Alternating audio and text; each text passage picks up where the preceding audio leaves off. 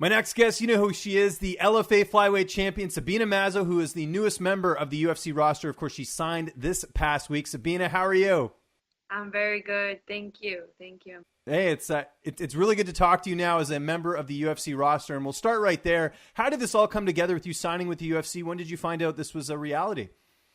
So after my fight, I was thinking with my manager, with all my team, you know, what we should do, what was the next step to defend again or what. And my manager spoke with the UFC like a couple of weeks after the fight. And well, I knew like 2 weeks ago, something like that. So I was pretty excited and yeah, I'm happy, but I feel more like I just want to fight, you know, like I know it's a great news for everyone, for me and for like the people that follows me, but I think it's even better when I step there in the cage and I really show my work. Yeah, and I think for those who are in the know, people that have watched your career, we knew this was only a matter of time before this happened. So you said you knew for about 2 weeks. How tough was that period where you can't say anything because, you know, obviously they have to, you know, sign all the paperwork and everything and you can't tell anyone?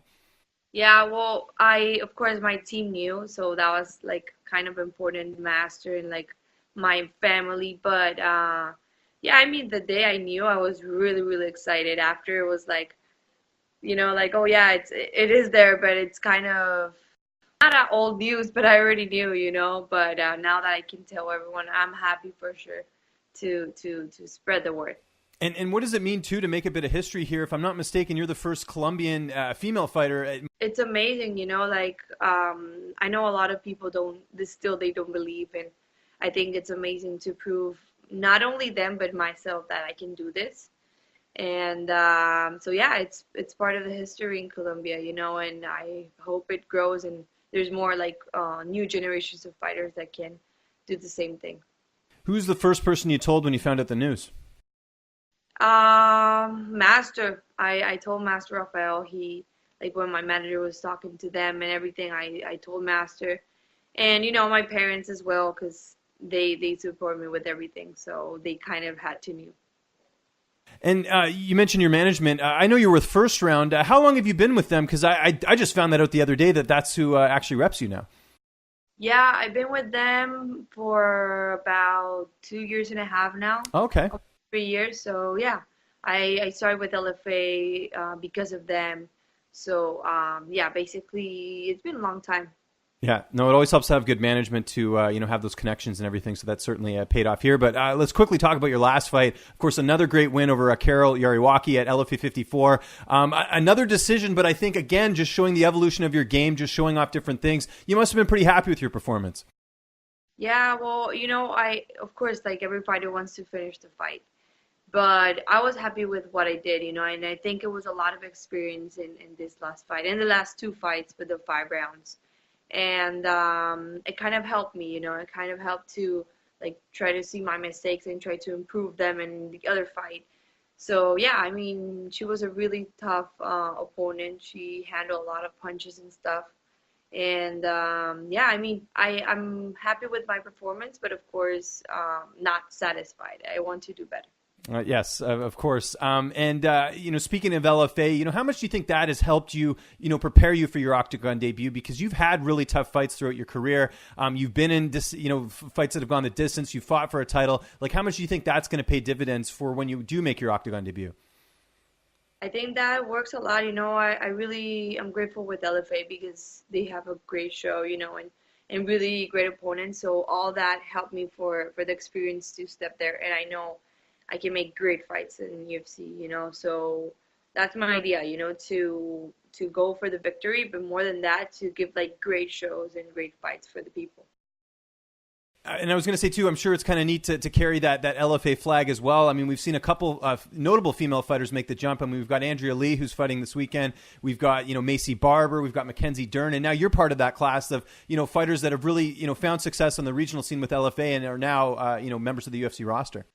Yeah, totally. It's a total like army from LFA. I love it. It's a great show, like I told you, and I think it's amazing that it can open the path for a lot of fighters.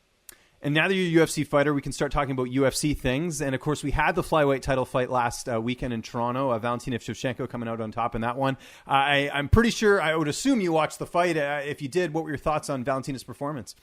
I did watch it. It was an amazing fight. Both of them are great fighters for me. I think Joanna did a good job, but Valentina is the champion, She did a great job. A lot of good distance work and counters, and I think she's good. So yeah, I'm excited for it. And where do you think you fit in this division? Because it's pretty new. I mean, the timing of you coming in couldn't be better because even though we have this new champion, there's not a lot of clarity outside of some of the top contenders. I mean, it looks like Jessica Ai potentially could be fighting next for the title, but where do you feel like you fit in the division? Because it's pretty new. Yeah, and I think that's good for me, because it's new and we can build a division. I know I'm not gonna fight for the belt. Like, we won't fight. I Right. know it's not fair with all the girls that are waiting for it. I know my journey, and I know I can be with one of the best from there. But I want to climb first. I want to show my work to get to the belt. So I don't know. I mean, any fight they put me, I know will be good. I'm just waiting for it. When would you like to make your debut? Have you kind of figured that out yet? Yeah, I want to do it on March. Around March, that's gonna be like one of the dates I really want to fight. But let's see if something comes before or after. I just want it maybe before my birthday or something. That'll be When's your birthday again? Remind me. March 25th. Oh well, they got to make that happen. I mean, because you got to be able to enjoy your birthday too. You don't want to be cutting weight or anything. So Not only because of that, I mean, I've done it before a lot of times, but I want to do like my debut maybe when I'm still 21, and that'll be cool. So if it doesn't, I mean, it's fine, but it's just a cool thing to happen. And anyone you're looking to fight in your debut, or do you just leave that up to your management and coaches? Management coaches or UFC, whatever they want, I'm able to do it. I mentioned Andrea Lee earlier. She fights, like I mentioned, on Saturday. Is that a fight you see down the line? Because I think there was a point where you two could have fought just with the fact that, she was an LFA champion and you sort of, basically she passed the torch to you when she went to the UFC. Yeah, I think that's a great fight, actually. I think we both come from LFA. We had the title over there. So totally, I'm down for that fight too. And you're one of the youngest members on the UFC roster, just 21 years old. Did you feel like you were going to make the UFC this early in your career, or was this something you knew was going to happen all along? I kind of knew, I didn't know it was before 21, but I did knew that I was going to fight, and sooner or later.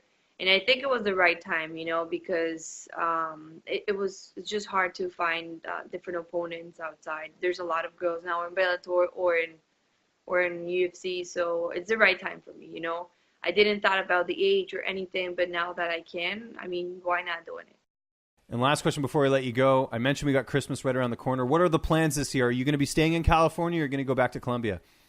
No, I'm gonna stay here. I was gonna travel, but because of issues with visa and stuff like that, I have to stay. But this is home, I really love being here, and I'll be with my kings and my family. That's great. Going to watch any? Do you watch any Christmas movies at all? Yes, I did. Grinch is my favorite one. Oh, The Grinch. Nice. Okay, I Yeah. like that one too. That's not a bad one. Again, Sabina, congratulations on getting this contract. We're really looking forward to your debut. Just remind people where they can find you on social media, and if you have any sponsors or shout outs or thank yous or anything, the floor is yours. Thank you very much for the interview. Really cool to be here. And to all my team, to Kings MMA, all my family and the fans that are supporting always, I want to show all my work, and it's going to be good.